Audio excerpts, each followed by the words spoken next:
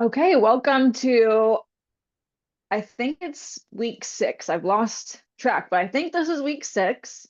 We're on chapter 2, which is page 18 in this edition. I'm not sure about the other one, but there's also, if you go courseofmiracles.com, there's a free version online, which I'll link that in the description box below for anybody who wants to find that.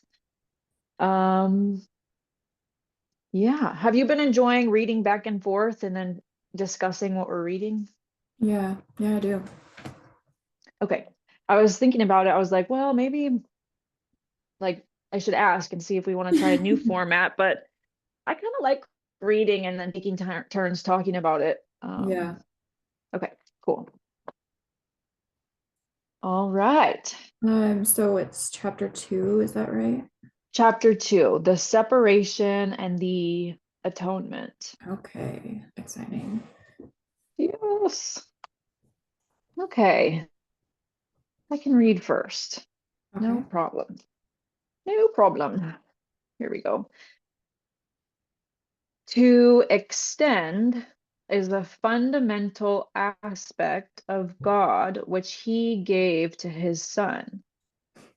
In the creation, God extended himself to his creations and imbued them with the same loving will to create.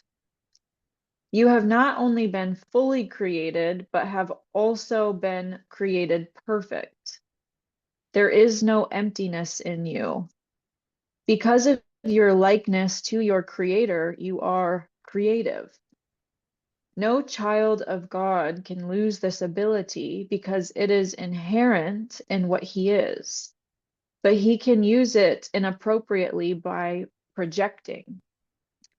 The inappropriate use of extension or projection occurs when you believe that some emptiness or lack exists in you and that you can fill it with your own ideas instead of the truth.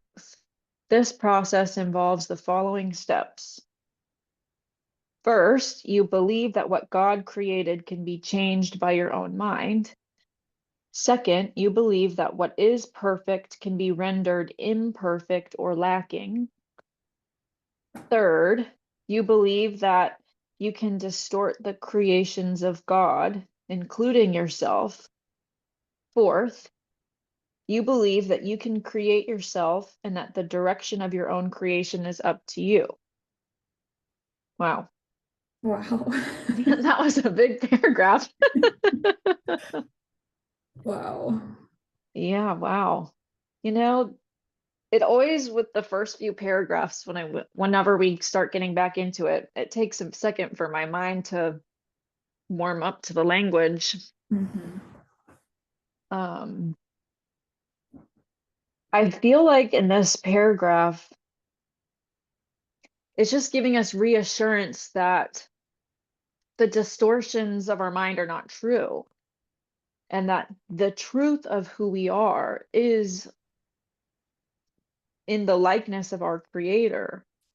And the fact that we can even believe we can change that with the distortions of our mind is just not true. It's just false. Um, and that everything that we believe that we're lacking is simply just a projection of our own mind that we're believing, which then also causes us to believe that we can fill whatever this emptiness is, which is also just another illusion. Um, it almost like kind of describes what it looks like to sort of be in a downward spiral, to start spiraling. Anyways, that's what I get from it. What do you think? Um,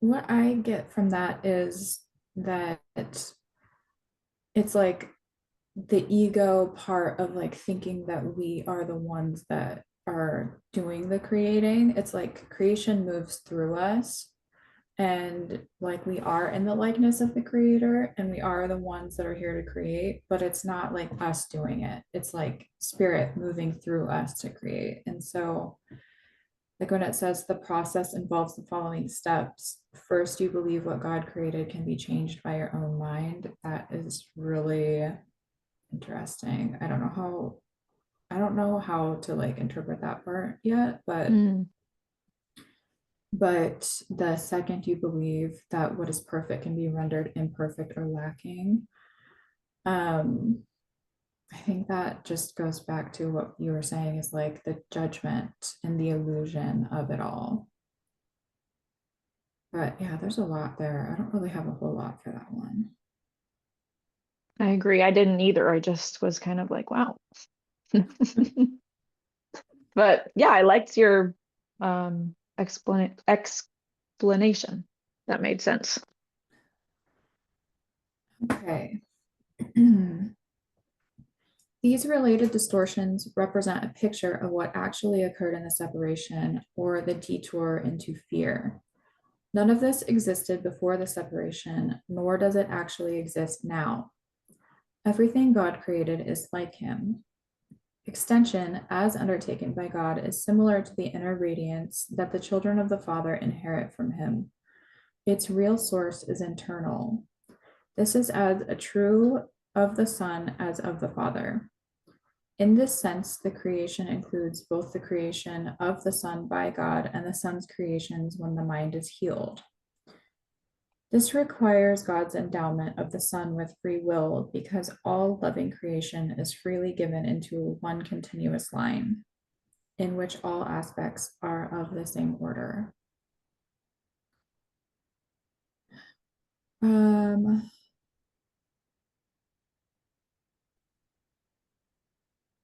I feel like this kind of goes back to last week. Like the sense of free will and creation for me it is more, it's like the force. It's like not like the force, but it's like forcing. Like when you're using your free will to create, there's force involved. You have to make things happen, you have to push. But when you're creating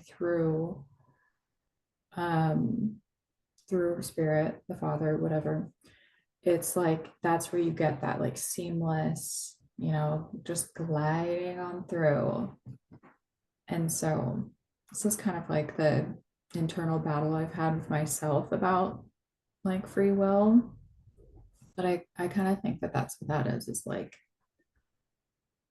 the creation when it needs to come through you, it will come through. But if you're just like forcing creation, yeah, that's all I have. Mm, I love that.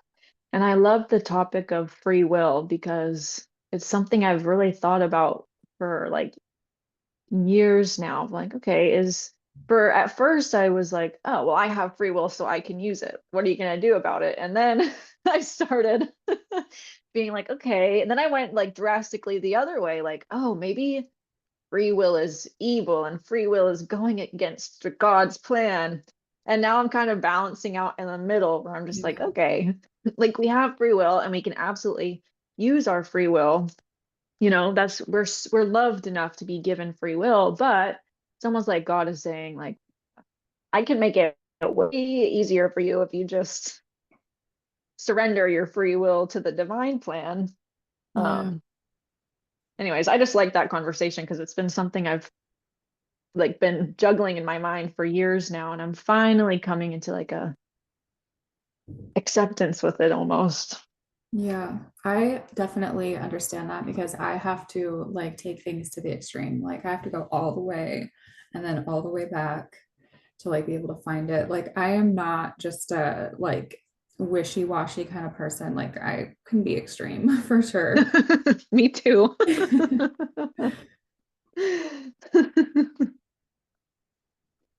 Awesome. Okay, paragraph 3.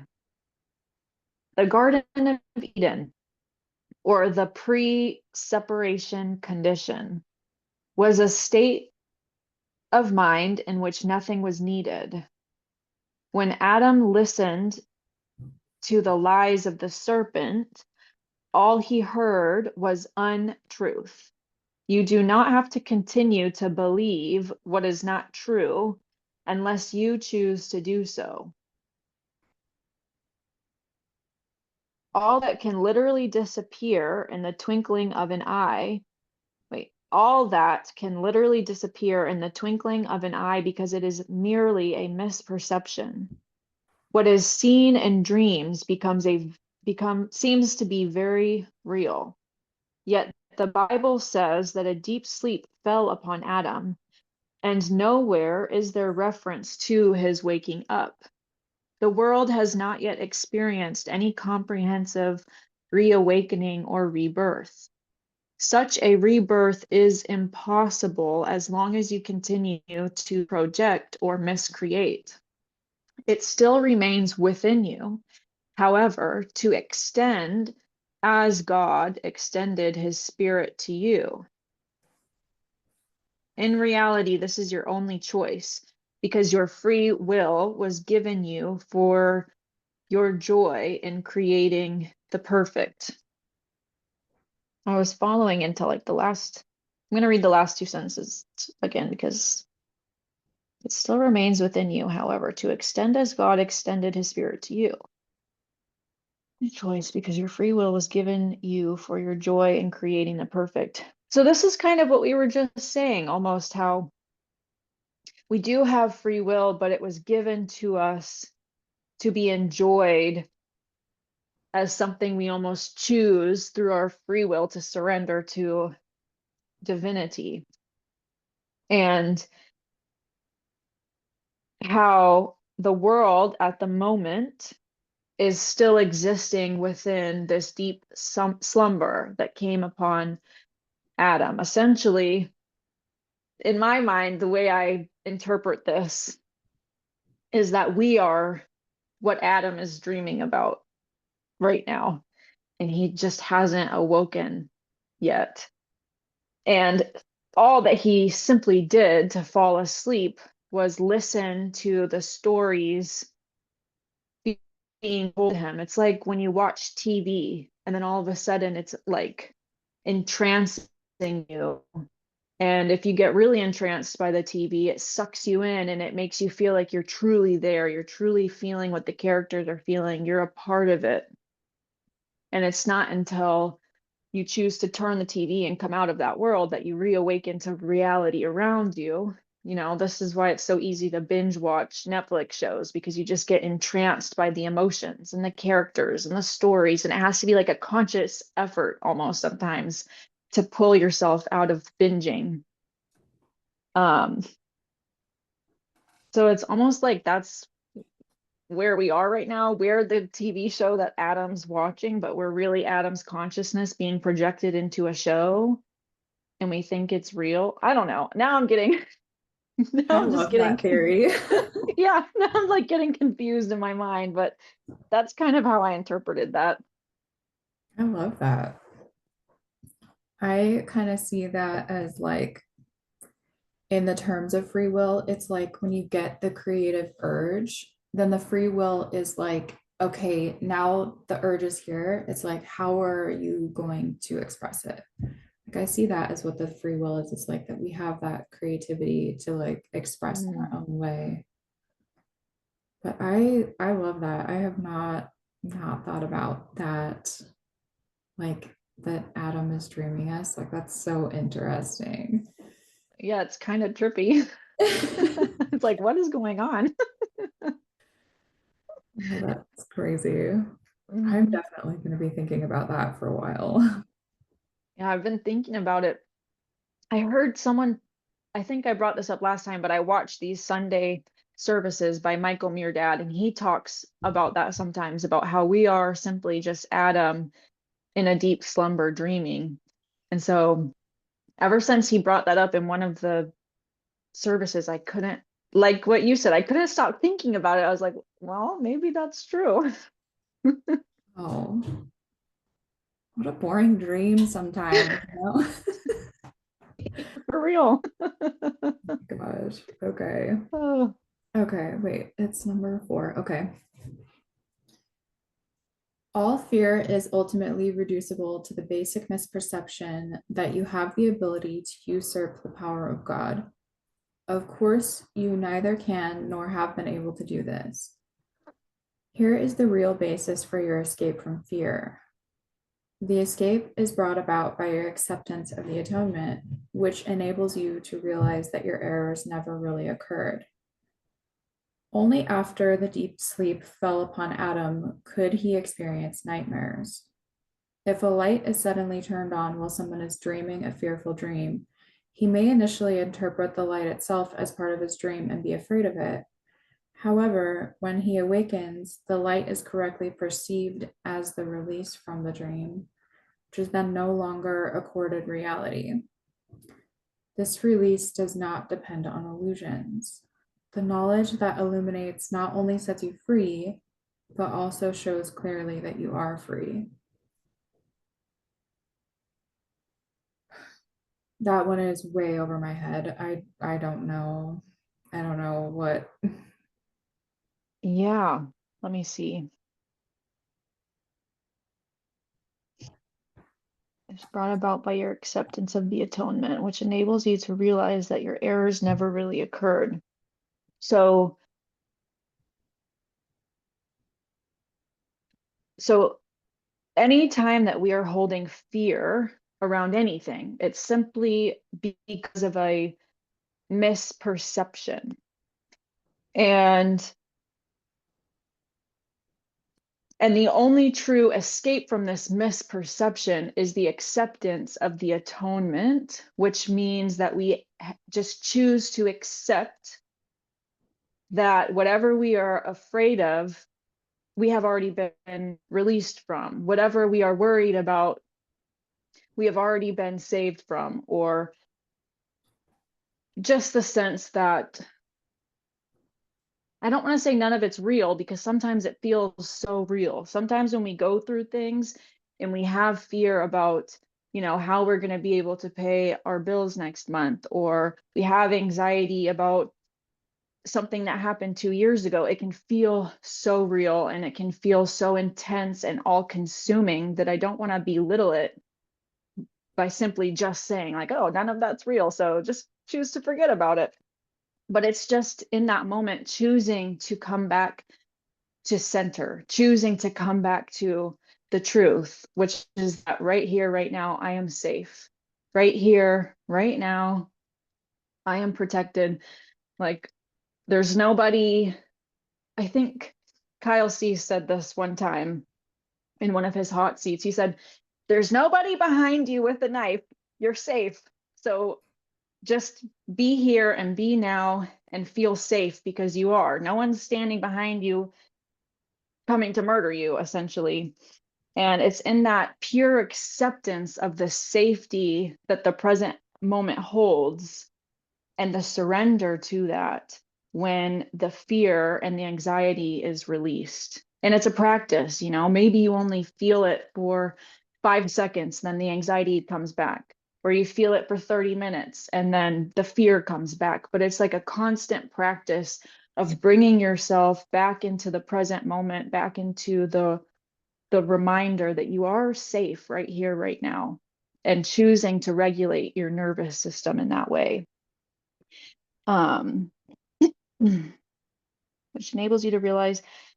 So when you can reach that state in the present moment of safety, it almost reestablishes, even if you don't logically understand, I think in your neural pathways, it almost reestablishes this realization that what you are afraid of and what you worry about or have anxiety about from the past don't really exist. They never actually occurred. Nothing outside of the present moment is real. So while it might not logically make sense, the more we can bring ourselves back into that sense of safety, it reestablishes that new neural pathway.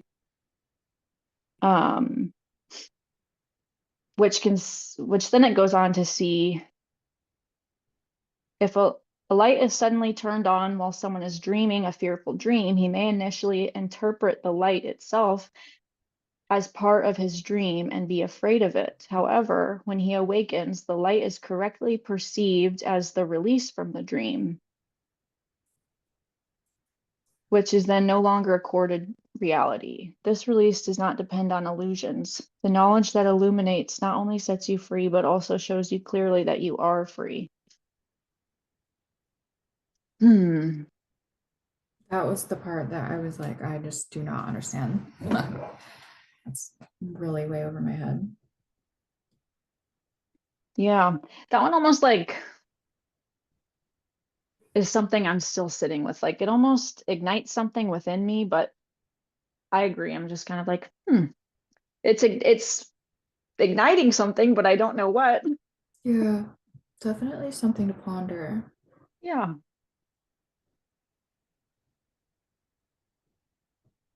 Hmm. Yeah, I agree. Okay. Whatever lies you may believe are no concern to the miracle, which can heal any of them with equal ease. Whatever lies you may believe are of no concern to the miracle, which can heal any of them with equal ease. It makes no distinction among perceptions. Its sole concern is to distinguish between truth on the one hand and error on the other. Some miracles may seem to be of greater magnitude than others, but remember the first principle in this course. There is no order of difficulty in miracles. In reality, you are perfectly unaffected by all expressions of lack of love. These can be from yourself and others, from yourself to others, and from others to you. Peace is an attribute in you. You cannot find it outside. Illness is some form of external searching. Health is inner peace. It enables you to remain unshakable by lack of love from without and capable through your acceptance of miracles, of correcting the conditions proceeding from lack of love in others. So I don't know why, but this almost helped me kind of understand what was said previously about how almost like when we're in the dream and we're attached to the dream, even if the dream doesn't make us feel good, we're still attached to it because it's the only truth that we know. And then a light comes to shine and show us that everything that we have ever believed to be true, everything we've ever attached our self-worth to or our value to, anything that we've ever used to give us something, then is shown to us as an illusion, which threatens our sense of value. It threatens our sense of self-worth because we don't know how else to get it other than from the illusion that we've attached ourselves to our whole life. So when the light comes and shines itself on these illusions, it can feel really scary because we're like, "Oh, well, then where am I going to get my value from? Where am I going to get my sense of acceptance from?"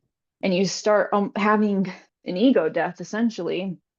And so I think I don't know why that helped me in this paragraph, but it's almost like the sense of wanting to stay attached to the dream because it's all we've ever known. But it's in the trusting of the death that something greater will come with its release, which is that sense of value, that sense of worth, that sense of acceptance from within, because we can never truly receive anything sustainable externally. If we want a sense of sustainable value, a sense of sustainable worthiness, we must go within and we must access it from the divine. And its sole concern is to distinguish between truth on the one hand and error on the other. Yeah,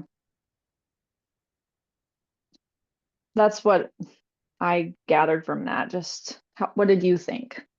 That definitely made it make a lot more sense. Like you explaining that, I get that now. And I love that it says illness is some form of external searching. And this is Mm, something I have believed my whole life.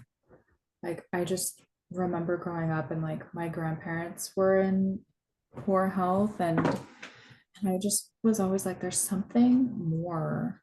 There's something more to this. It's not just, smoking cigarettes. Like like there's more to it. And and that's like been part of my quest is like, I'm going to figure that out. And I kind of have for the most part, because I've had like chronic illness in the last like 5 years. Although I don't like to identify as someone who's like chronically ill, but I have had like experiences of chronic illness. So, mm, but really like not bad compared to a lot of people. But it's like again, like their miracles are in no greater magnitude than others. But yeah, I love that. Through acceptance of miracles, of correcting the conditions proceeding from lack of love in others.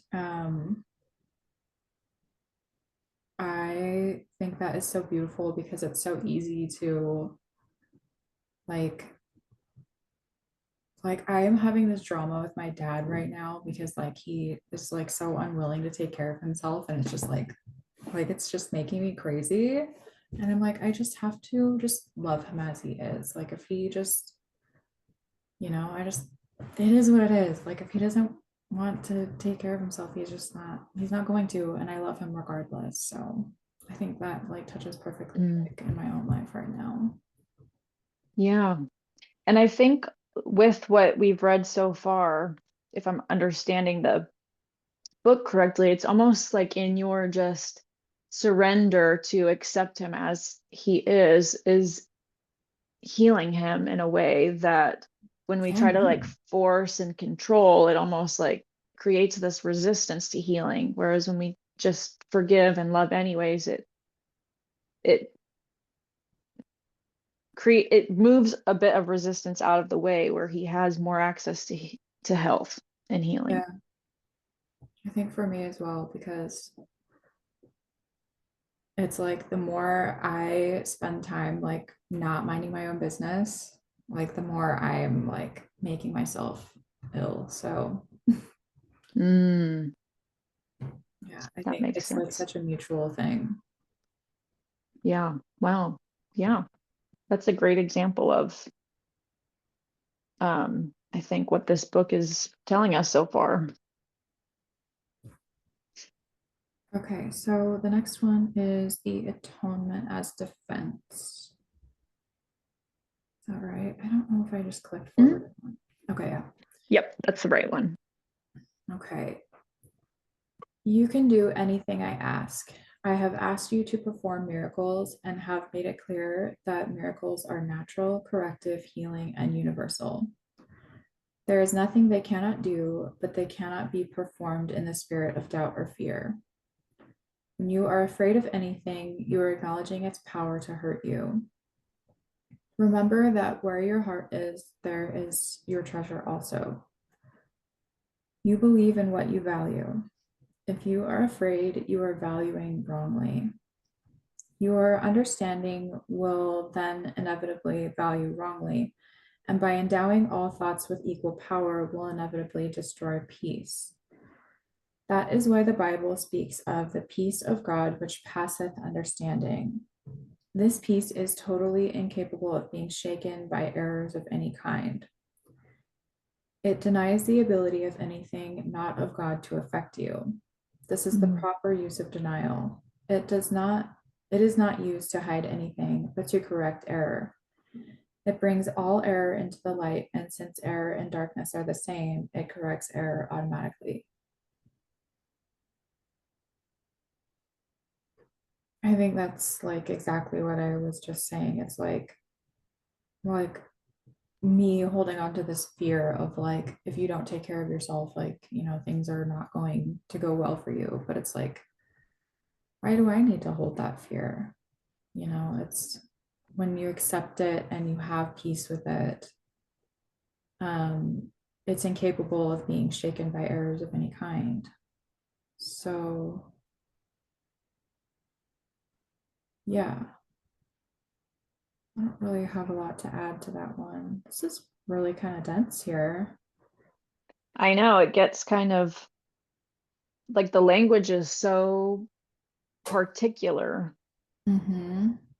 that it takes like real concentration and almost like meditating on the knowledge and wisdom offered to fully grasp what it's saying. Yeah. Um, which I heard, I don't know where I heard this. Maybe it's not true. I thought it was kind of interesting, but I heard that it was channeled that way specifically, that Jesus wanted it to be hard to read so that you couldn't just breeze through it, but like you really had to sit with the words and try to grasp what they were saying, which I think is cool.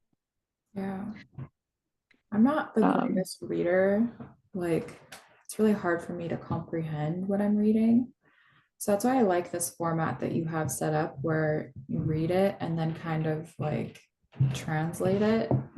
Because I operate better like person to person understanding. mhm, I'm just like reading is like not my strong suit. I agree. Mine, honestly, mine either. It took, um, whenever I tried to sit down and read this by myself over the past I mean, it took me 2.5 years and I only got halfway through the book. Because of that, I had to continue just rereading and rereading. And I was like, this doesn't make any sense.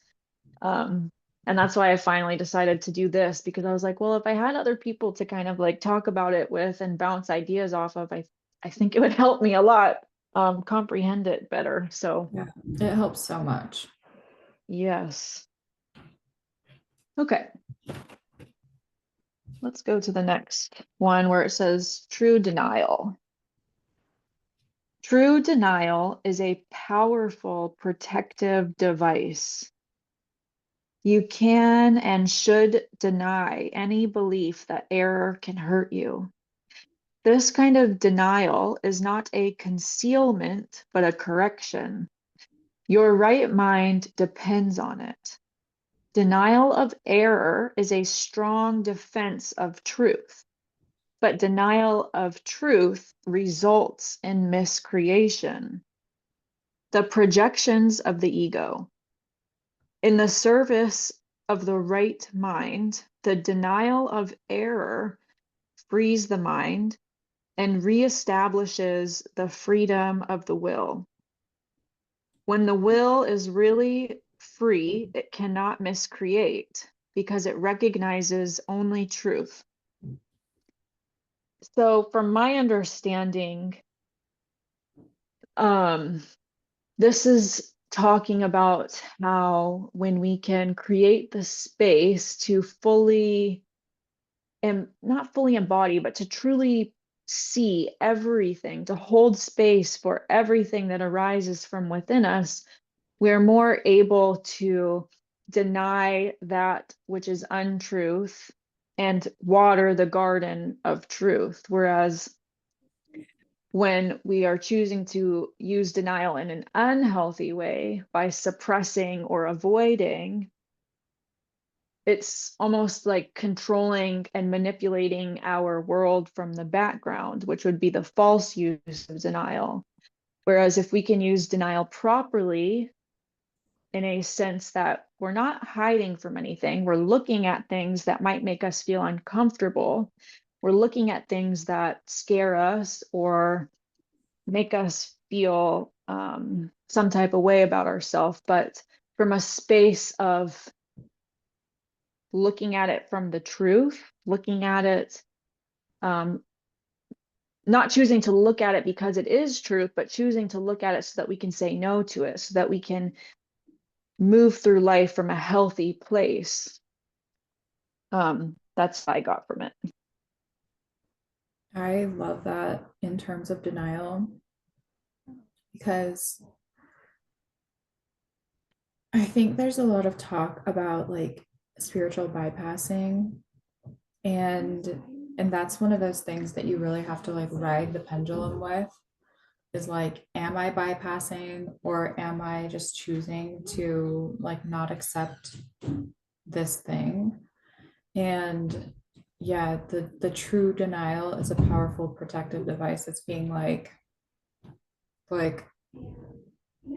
I do not accept that there's anything wrong with this. I don't accept that there's anything wrong with me. I don't accept that.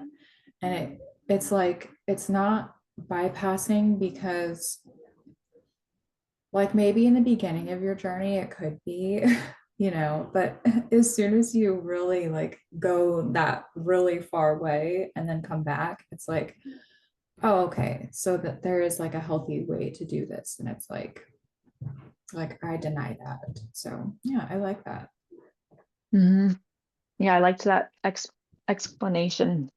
Thank you. It's like that, what we were talking about previously with the extremes, Yeah. which that was something that I went into the extremes with for like back in 2020, 2021. I was like in extreme spiritual bypassing, just like la la la. And the 2022 hit me really hard where I had to like face everything I had been bypassing. And I just like dove into it, and now I'm swinging back. So I think a lot of these concepts are definitely something that we have to embody. Even sometimes we have to embody the extreme of it just so that we Yeah. know what it feels like. Um, which is something that helps me a lot when it comes to releasing judgment, like being able to just purely and compassionately hold space for people no matter where they're at on their journey through life, right? Because just understanding that maybe they need to be in that extreme right now, and there's no reason for me to try and like verbally vomit all of the wisdom I have onto them because they don't, that's not what they need. They need to be in this specific extreme. And um yeah, it's just helped me in learning to try and release control, Yeah. especially with like my husband. He's going through just like a really dark time. And instead of trying to be that like spiritual, like person who's like, well, blah, blah, blah, blah, blah. Like, I'm just like, I've done that already. And I've learned that that's not helpful. All he really needs is someone to be like, yeah, you know what? That sucks. Yeah. You're, you're right. That does suck. I don't know why I brought that up, but I mean, that's, I have the same thing going on with my dad right now. So it's like yeah. it's once you get to that point where you've learned so much and you've kind of like helped your way through it, it's like you want to be able to help. But the best way that you can help is to just be everything that you've learned. And, like nobody wants your unsolicited advice, unfortunately. Mhm. Uh-huh. So, yeah, I feel that. Uh-huh. Okay. Um, you can defend truth as well as error. The means are easier to understand after the value of the goal is firmly established. It is a question of what it is for. Everyone defends his treasure and will do so automatically. The real questions are, what do you treasure and how much do you treasure it? Once you have learned to consider these questions and to bring them into all your actions, you will have little difficulty in clarifying the means. The means are available whenever you ask. You can, however, save time if you do not protract the step unduly. The correct focus will shorten it immeasurably.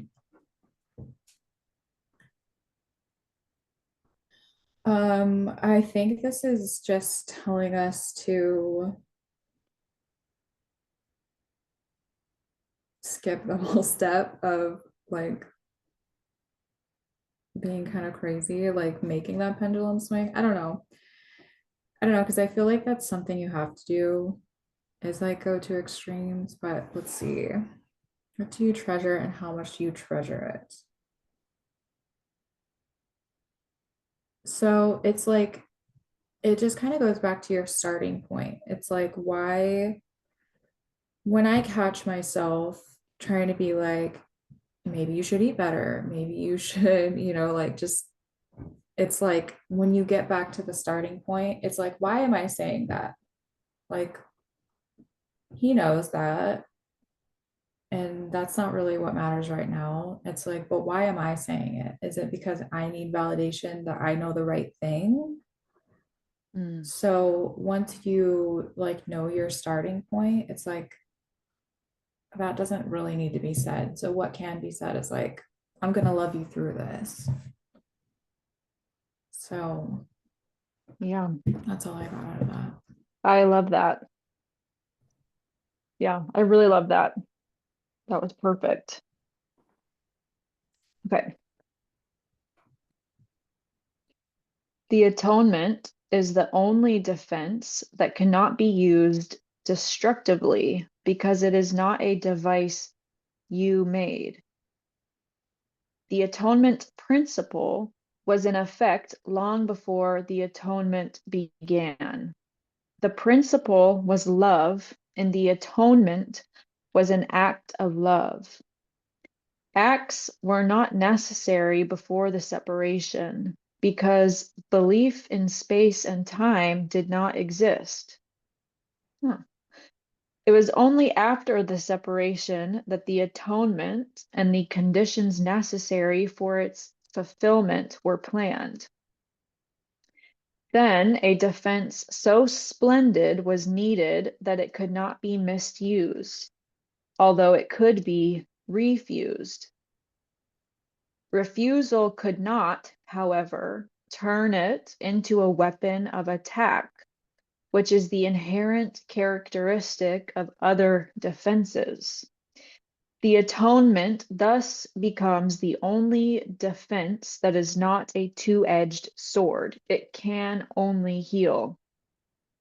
It's almost like I view it as this is my mind creating like a image of, and then I'll see where that image takes me. But it's like rather than a defense where it looks like you're punching somebody who's coming to punch you, it's almost like you hold your hand straight out and they like run into your hand and can't move any further. So like you never had to go through a physical act of violence to protect yourself. You just kind of stiff armed them. And so you were able to defend yourself without coming from a place of violence. And it makes me think of this because when you think of what a principle is, like love as a principle or peace as a principle, it makes me feel like that is what you are bringing yourself in alignment with. And every action that you take in the physical world of space and time is then oriented around this principle that you have chosen. And the principle that came, or the principle that's behind the atonement, as it says here, is love. So anything that is not coming from an act of love is not in alignment with what the atonement is. And then it was saying that the atonement existed before time because all it really ever was love. And I guess what I'm trying to say is, I'm confusing myself, but it just makes my mind go down a rabbit hole of principle and what it means to act from the principle of love, which would mean every action I take, no matter how small or how big, should make me feel like I'm coming from a place of love. And if it takes me out of alignment with that, then it's not coming from the atonement. That's kind of what I get from this paragraph, anyway. Okay. Yeah, I see atonement as being um it's kind of like the blank slate. It's like when everything is cleared. So Mm-hmm. like if you have like a blank piece of paper and that there's Hmm. like nothing on it. Like that to me is like the atonement. It's just clear. But when you're moving from like if there's like anything splattered on it, and you're moving from a place of like kind of being like you're not able to see through that, there's it's kind of like, when you get like dirt all over your glasses, you can't see. So Hmm. it's like when you're moving from that place, that's not moving from love, that's moving from, the Mm. ego of like the blindness and not being able to see. So yeah, I don't know where I was going with that, but That was helpful okay. because this paragraph, it confused me, but for some reason it sent me down this rabbit hole about principles, but then it that rabbit hole just made me more confused. So that explanation really helped me. Thank you. Yeah, I don't know. I'm thinking of the defense part that you brought up. Like, it's like putting your hand out in defense, like that. The defense so splendid was needed that it could not be misused, although it could be refused. Like, I feel like that is perfect too. Is like I'm just stopping this right here, and you can't really misuse that when you're like putting an end to it. It's like you know that it's just that's what it is. So, Yes, which is coming from an act of love, even if the other person is triggered or upset or not necessarily happy that you put your hand out and stopped it from happening. But just because the other person gets upset doesn't mean that it's not still coming from love. yeah. Okay. Yeah, I love it. All right. The atonement was built in the space-time belief to set a limit on the need for the belief itself, and ultimately to make learning complete. The atonement is the final lesson. Learning itself, like the classrooms in which it occurs, is temporary. The ability to learn has no value when change is no longer necessary. The eternally creative have nothing to learn. The eternally creative have nothing to learn. You can learn to improve your perceptions and you can become a better and better learner. This will bring you into closer and closer accord with the sonship. But the sonship itself is a perfect creation and perfection is not a matter of degree. Only while there is a belief in differences is learning meaningful. Mm. Um, I think that has to do with like everyone is a mirror to each other. And it's kind of why like we always attract the same people into our lives. It's like the same issues, different person, until you learn the lesson. And then like,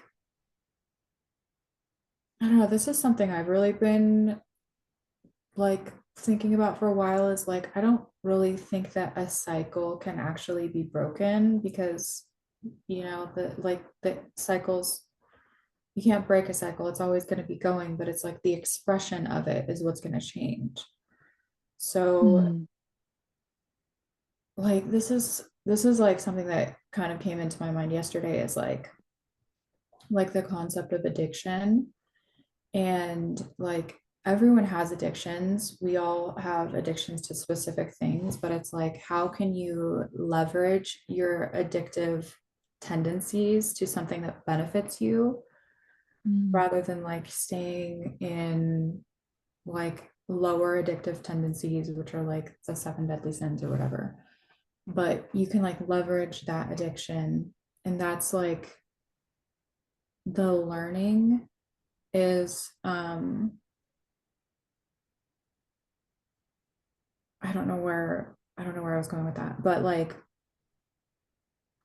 as you learn, as you continue the cycle, it's like the expression of it is either going to go up or down. So we're like on this plane, and then the expression is going to be, and that's what the learning is like you just Mm. hopefully eventually like go higher, but it's like never Yeah. broken because that's like the Yeah. space-time belief, the space-time continuum. I've never thought of that before, but I love it because even when, like, theoretically, the breaking of the cycle would be ending the addiction to something, but then inevitably it's going to be replaced with something else. Yeah, And it's just like the level of frequency that the addiction kind of resonates yeah, to is where you're at on the level of the spiral. Is this kind of what you were saying? yeah. So it's like previously in my previous life, like I had like an addiction to working out. It was like that was like my thing where, if I like missed a day and it was like, then I would just like freak out about it. And so it's like that that cycle, it doesn't end. That's always going to be a part of me, but it's like my relationship to that addiction and how I am now learning from that addiction and like the expression of it, I guess. Hmm. So it's like on this plane and then it goes like this. Yeah, I love that. Wow. I'm going to think about that for a while because I've never thought about that before, but I really like that. Um, yeah. I've always viewed it as like a cycle is a circle, and then when you break the cycle, it turns into a spiral. But what if it never was just a circle? It was always a spiral. Yeah. I don't know. Anyway, I'm going to think about that now for a while, but wow, thank you. Okay. Do you know what paragraph we're on? I think I just did 5. Yeah. Okay. Okay. Evolution is a process in which you seem to proceed from one degree to the next. You correct your previous missteps by stepping forward. This process is actually incomprehensible in temporal terms because you return as you go forward. The atonement is the device by which you can free yourself from the past as you go ahead. It undoes your past errors, thus making it unnecessary for you to keep retracing your steps without advancing to your return. Does your past, thus making it unnecessary for you to keep retracing your steps.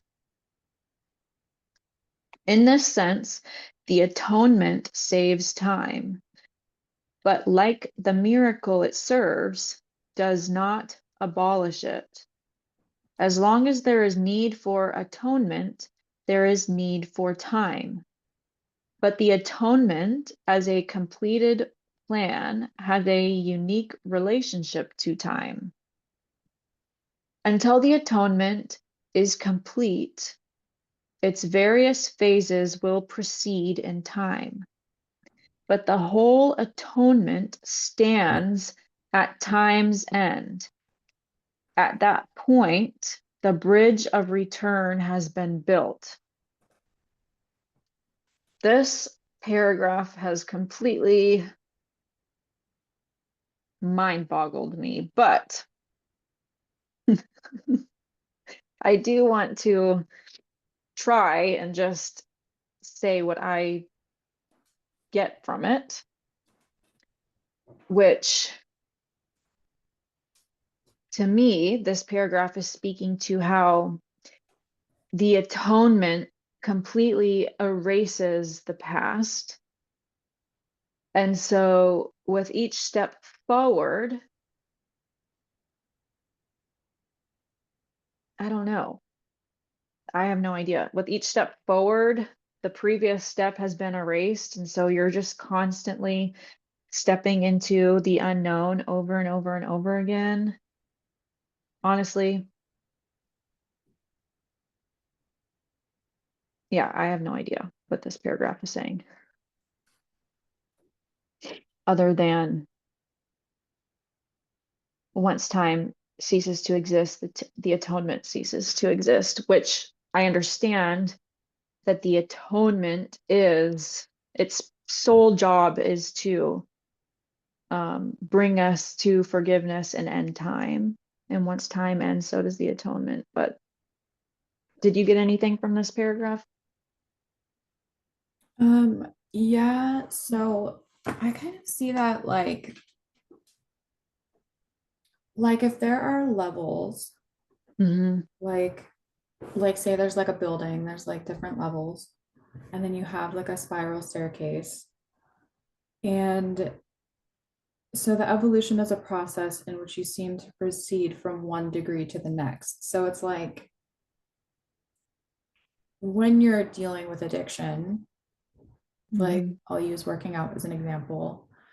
It's like when you're going into it, um, are you going into it from the place of atonement, or are you going into it from the place of like the opposite, whatever the opposite would be? And it's like if you're walking along a path, you're either going up or you're going down. We don't really stay linear like ever. So you're walking along this path, and it's like, are you taking the staircase up to the next level? Because it says that's the when you seem to proceed from one degree to the next, I think the degree would be like the next level. So it's like, are you going up or are you going down? And and that is like when like getting rid of time. I don't remember what it said in time. The atonement stands at time's end. So it's like you're always going to get there, ideally, going to get to like the higher degrees, the higher levels.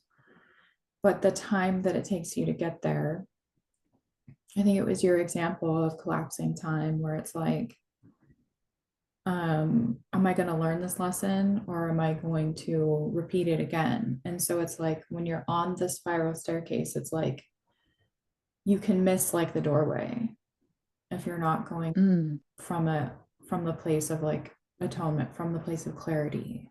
So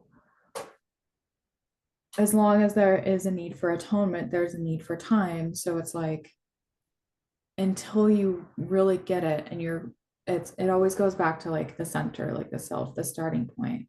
So if your starting point is not in the place of purity, then like that's what like drags time out and can take you on the spiral like down to the lower levels. Mm.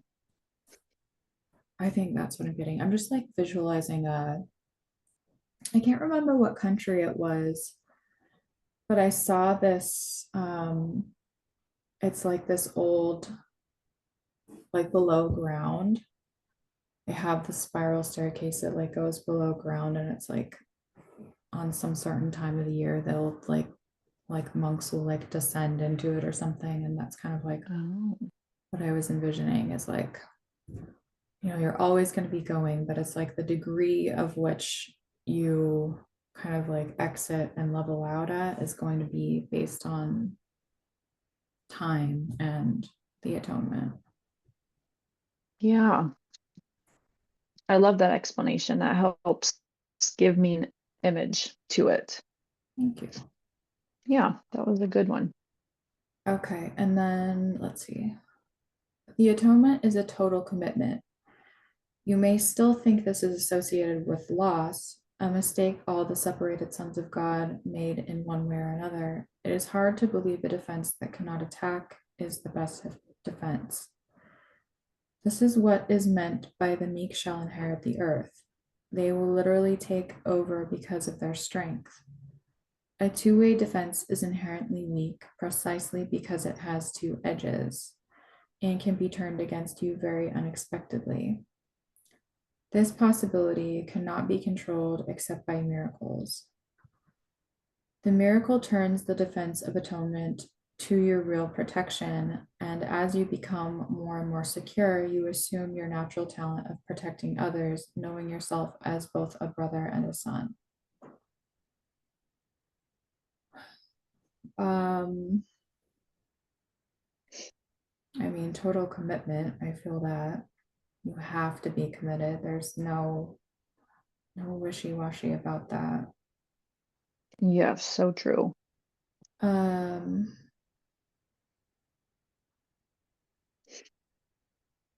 I to believe a defense that cannot attack. That's interesting about the meek shall inherit the earth because I do see that as like those that are surrendered to the process. But this wording around that is still kind of dense. Hmm. Yeah, I don't really have a whole lot on this one. Yeah, the possibility cannot be controlled. I kind of get take it that way too, of like surrendering to the process,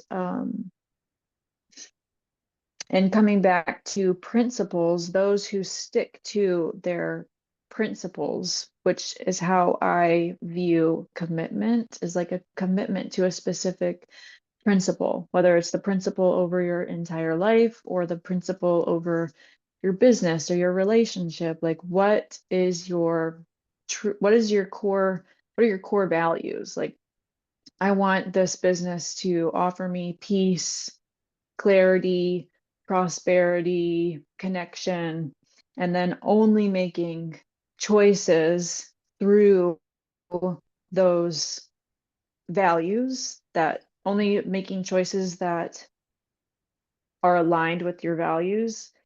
And I think sometimes when people move through life that way, it can be perceived as, I don't want to say meek, but that's what the meek shall inherit the earth. It can be perceived as that. Um, like, oh, so you're not going to do this. It's going to make you so much more money if you just take this offer. And it's like, yeah, but it's like bringing me out of alignment with my values to accept that offer. That can be viewed as meek or as weak to some people, but it's that total commitment to the values, to the principles that you have chosen that truly make you strong. It's Yeah. that total commitment to what you have, what place you have chosen to move through life through, even if it makes no sense to anybody else, is what makes you strong. Um, Not brute force. Um,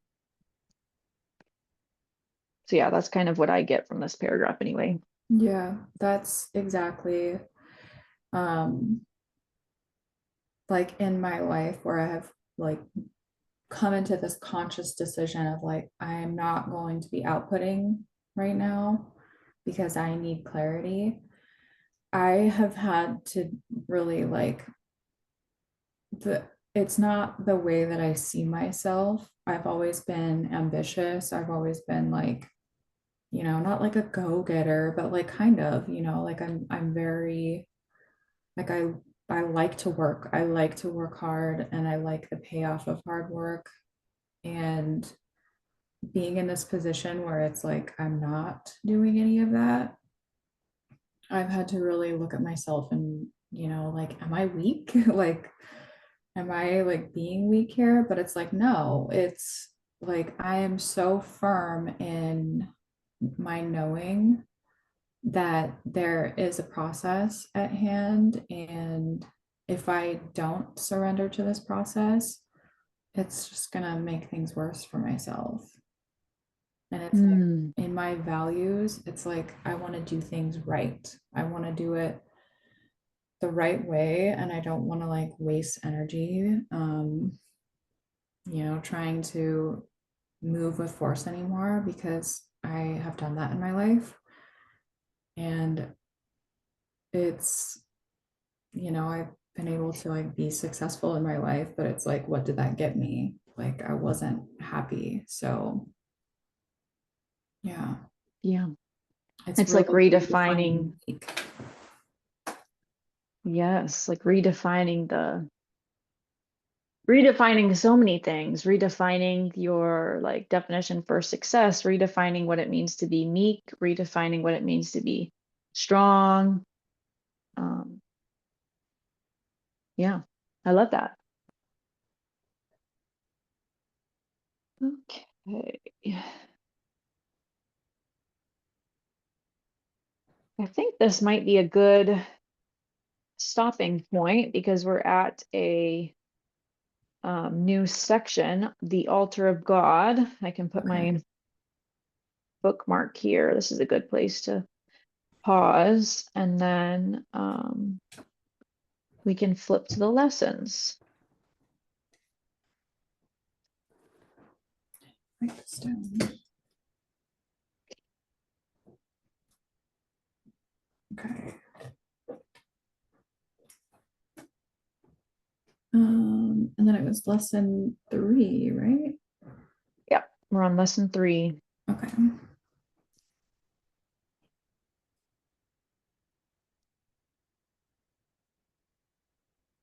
I did, I was so proud of myself. I did the lesson 2 last week because the first week we did the lessons, I did not do them. I just didn't. But this time I did. And it was fun. It really had me contemplating like just like truly like how do I describe it? In my mind, my understanding of reality is that everything is just light, and then the perceiver is the one that solidifies it into matter. And so through doing this exercise last week, it kind of just like allowed me to sink deeper into this. I don't want to call it an inherent truth, but maybe it's just inherent knowing that I have that like everything around us is really just like light, and it's all the same.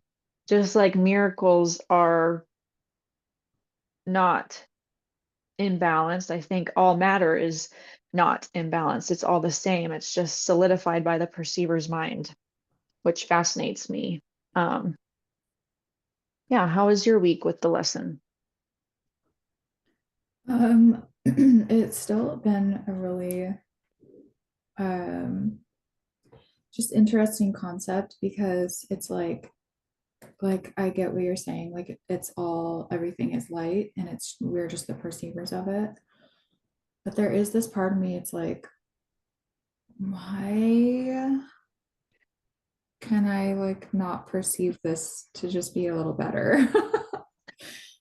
Like, I don't know.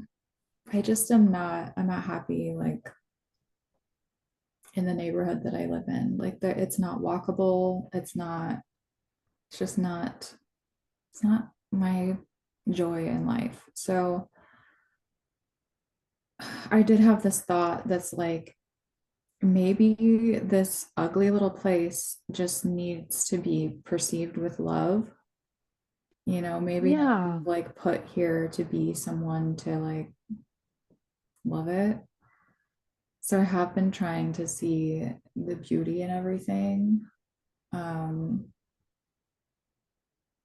yeah, I don't know. It's I love hard that. for me.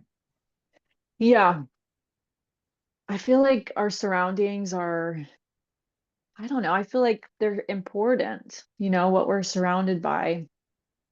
Um, but I do also believe that there's like a lesson with everything, but also sometimes I'm just like, I don't want I don't want the lesson right now. I just want to be somewhere else. Yeah. But yeah, I totally understand. But I do love that you said like maybe I was put here to perceive it with love because I do think it's true that like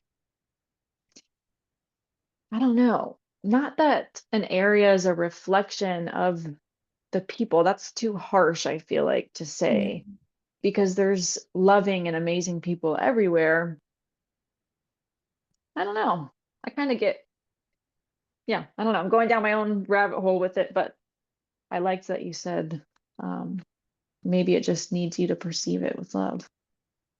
Yeah, it's like it's just an area full of strip malls, and it's like maybe like someone needs to look at this and be like, what a beautiful creation.